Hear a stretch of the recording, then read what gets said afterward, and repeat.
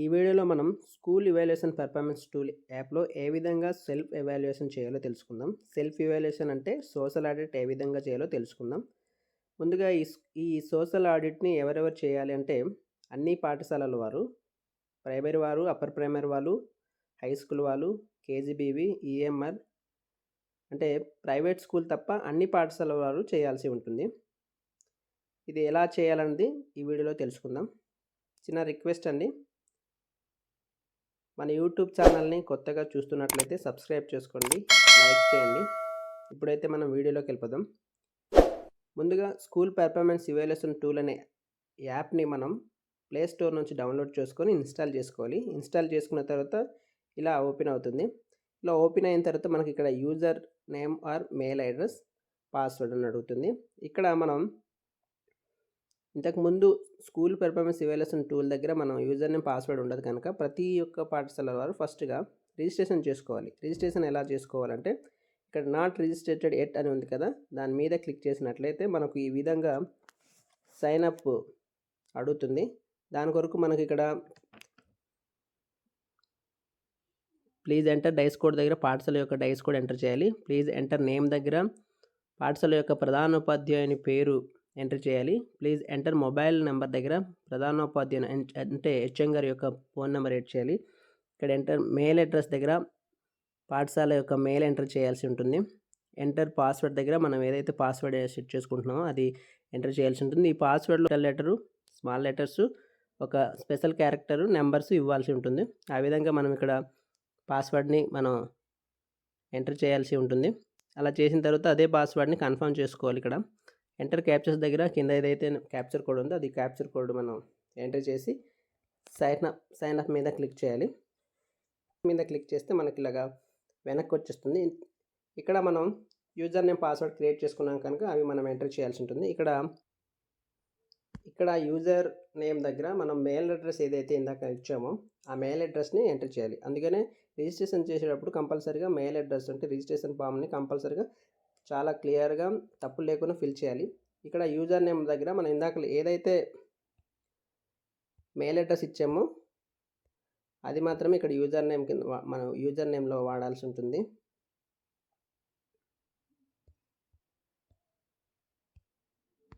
Password ఇందాక మనం ఏదైతే అక్కడ పాస్వర్డ్ని మనం సెట్ చేసుకున్నామో ఆ పాస్వర్డ్ని మనం ఇక్కడ ఎంటర్ చేసి సైన్ మీద క్లిక్ చేయగానే మనకి ఈ విధంగా కనబడుతుంది. ఈ విధంగా కనబడిన తర్వాత ఇక్కడ ప్లీజ్ ఎంటర్ డైస్ కోడ్ దగ్గర మన డైస్ కోడ్ ఇంతకు ముందు మనం ఎంటర్ చేసినటువంటి డైస్ కోడ్ ఇక్కడ డిస్ప్లే అవుతుంది.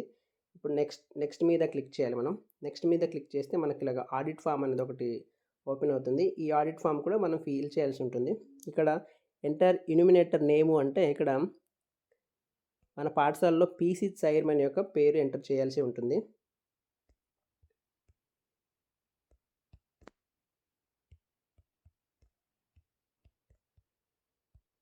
అలాగే ఎంటర్ ఇన్యూమినేటర్ కాంటాక్ట్ నెంబర్ అంటే పీసీ చైర్మన్ యొక్క కాంటాక్ట్ నెంబర్ని మనం ఇక్కడ యాడ్ చేయాల్సి ఉంటుంది. Complex name enter complex name అంటే ఈ పాఠశాల ఏ కాంప్లెక్స్లో పరిధిలో వస్తుందో ఆ కాంప్లెక్స్ యొక్క పేరు మనం ఇక్కడ ఎంటర్ చేయాల్సి ఉంటుంది.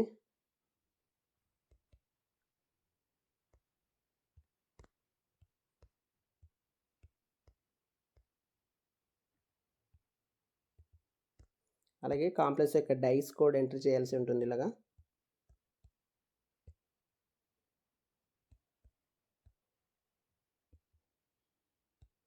ఎంటర్ చేసిన తర్వాత ఎంటర్ ప్రిన్సిపల్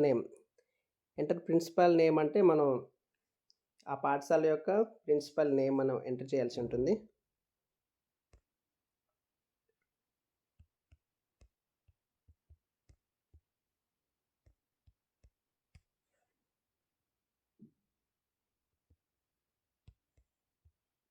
కాంటాక్ట్ నెంబర్ దగ్గర ప్రిన్సిపల్ యొక్క కాంటాక్ట్ నెంబర్ని ఎంటర్ చేయాల్సి ఉంటుంది.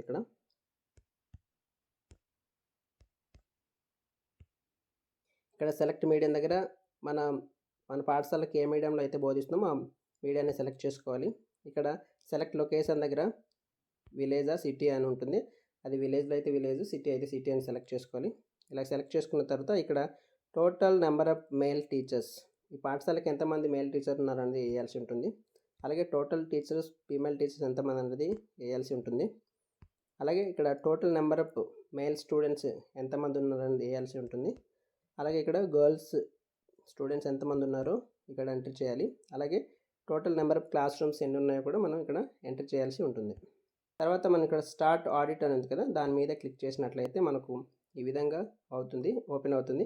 ఇందులో మనం దీన్ని ఓకే చేయాలి. ఓకే చేసిన తర్వాత మనకి ఈ విధంగా ఆడిట్ ఫామ్స్ అనేది ఓపెన్ అవుతుంది. ఇందులో 6 టైప్ ఆఫ్ ఇవాల్యుయేషన్స్ మనకు ఓపెన్ అవుతుంది. ఇందులో ఫస్ట్ వన్ వచ్చేసరికి ఇన్ఫ్రాస్ట్రక్చర్ రిక్వైర్మెంట్, అందులో 20 క్వశ్చన్స్ ఉంటుంది. అలాగే second student academic and access marks, ఇందులో 7 క్వశ్చన్స్ ఉంటుంది. మూడోది ఏమొచ్చి కో కరికులం అండ్ వొకేషనల్ మార్క్స్, ఇందులో 8 క్వశ్చన్స్ ఉంటుంది. ఫోర్త్ దాంట్లో student intelligence and student safety అనే దాంట్లో 13 క్వశ్చన్స్ ఉంటుంది. ఐదో దాంట్లో టీచర్స్ పర్ఫార్మెన్స్, ఇందులో 5 క్వశ్చన్స్ ఉంటుంది.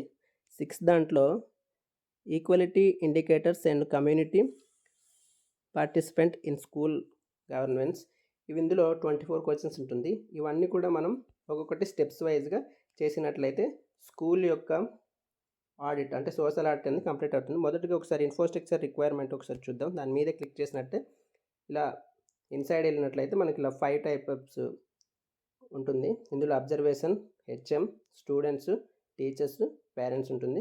మొదటిగా అబ్జర్వేషన్ క్లిక్ చేసినట్లయితే ఇలా ఓపెన్ అవుతుంది. ఇందులో ఇన్ఫ్రాస్ట్రక్చర్ రిక్వైర్మెంట్లో 4 టైప్ ఆఫ్ లెవెల్స్ ఉంటుంది. ఫస్ట్ వన్ ఏమొచ్చి పూర్ కండిషన్, లో పెర్ఫార్మెన్స్ ఉన్నటివి. ఫోర్త్ వన్ వచ్చేసరికి ఏమొచ్చి హై అన్నాడు. అంటే ఫర్ ఎగ్జాంపుల్ మనం ఫస్ట్ సెలెక్ట్ చేసుకుంటే అసలు లేదు అనడానికి. సెకండ్ అంటే కొంచెం పర్వాలేదు, మేజర్ రిపేర్ చేసుకోవాలి. థర్డ్ వన్ వచ్చేసరికి ఓకే బట్ మైనర్ రిపేర్ చేసుకోవాలి.